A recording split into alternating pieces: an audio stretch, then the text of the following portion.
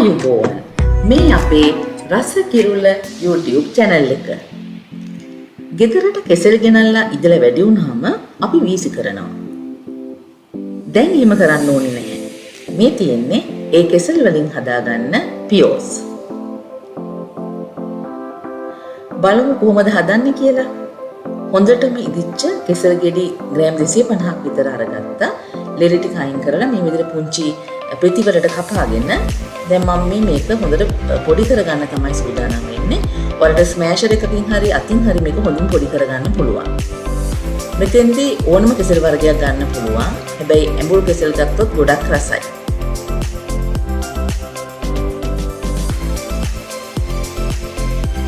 ඊළඟට තව භාජනයකට පාන් පිටි හරි ආටා පිටි හරි කෝප් එකක් ඒ වගේම හාල් පිටි කෝප භාගයක් ගත්තා මම. ඔයගලන්ට අවශ්‍ය නම් පාන් පිටිම කෝප් එකමාරක් ගන්නත් පුළුවන්. ඊළඟට මේකට මම බේකින් සෝඩා තේ හැඳි භාගයක් විතර එකතු කරනවා. මේ ටික හොඳින් මිශ්‍ර කරලා පැත්තකින් තියාගන්නවා.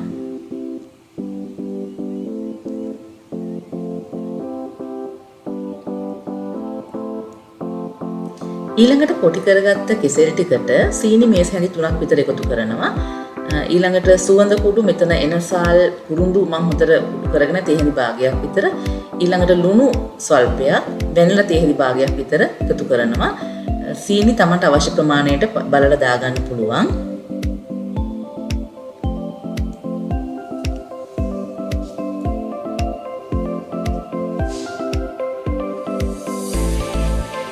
ඊළඟට දෙහි උෂා තේ හැඳි භාගයක් විතර එකතු කළා.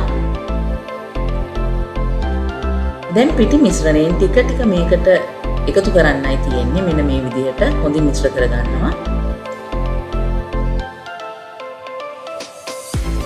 එකපාර පිටි ටික එකතු කරන්න එපා. අපි ටිකින් ටික මිශ්‍ර කරගන්නවා.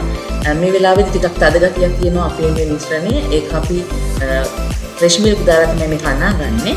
එතකොට ඒක අපිට හදා ගන්න පුළුවන්. මේ තියෙන ෆ්‍රෙෂ් මිල්ක් අවශ්‍ය ප්‍රමාණයට ටික ටික පාවිච්චි කරලා අපිට මේක හදා ගන්න පුළුවන්. ෆ්‍රෙෂ් මිල්ක් දාන්නේ නැත්නම් අපිට පුළුවන් අර පිටි දාන වෙලාවෙදී පිටි කිරි මේ සැරේ දෙකක් එකතු කරන්න. එතකොට මේක වතුරෙන් අනා ගන්න පුළුවන්.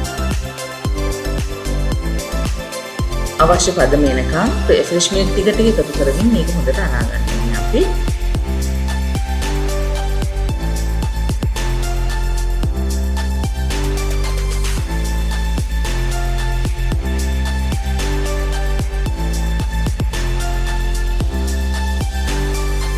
දැන් හරි.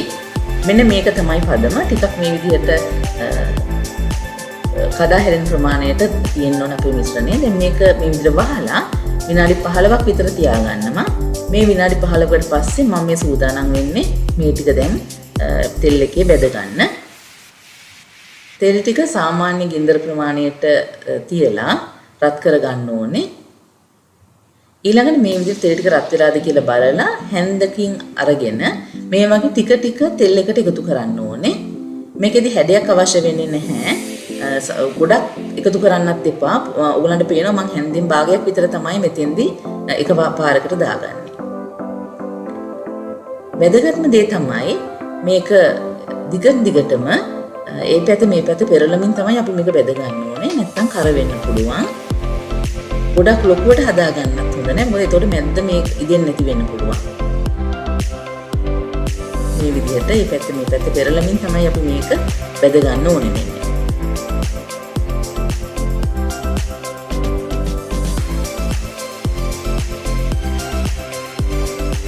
තෙල් ගොඩක් දාන්න අවශ්‍යත් නැහැ. මොකද අපි මේක එහෙට මෙහෙට පෙරලන නිසා තියෙන තෙල් ප්‍රමාණය බෙද ගන්න පුළුවන්. මොකද අපි පාවිච්චි කරපු තෙල් එකක් ආපහු පාවිච්චි කරන්නේ නැති නිසා ගොඩක් තෙල් ගන්න ඕනේ නෙමෙයි. මේ බලන්න මේ වගේ පාටට ආවම ලිපින් බෙද ගන්න අයින් කර ගන්න පුළුවන්.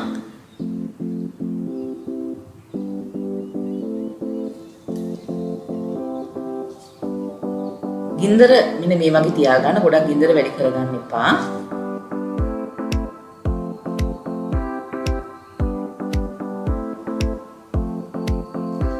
මේ තියෙන්නේ අපි හදාගත්ත පියෝස් ටික. ඉදිච්ච කෙසෙල් වලින් බොහොම සුවඳට ඒ වගේම හරිම මෙලිකට මේ පියෝස් ටික සූදානම් වෙලා තියෙනවා. මේ බලන්නකෝ. රස කිරුල අපේ YouTube channel එක subscribe කරන්න. ඒ වගේම like කරලා, share කරලා, comment එකක් දාන්නත් අමතක කරන්න එපා.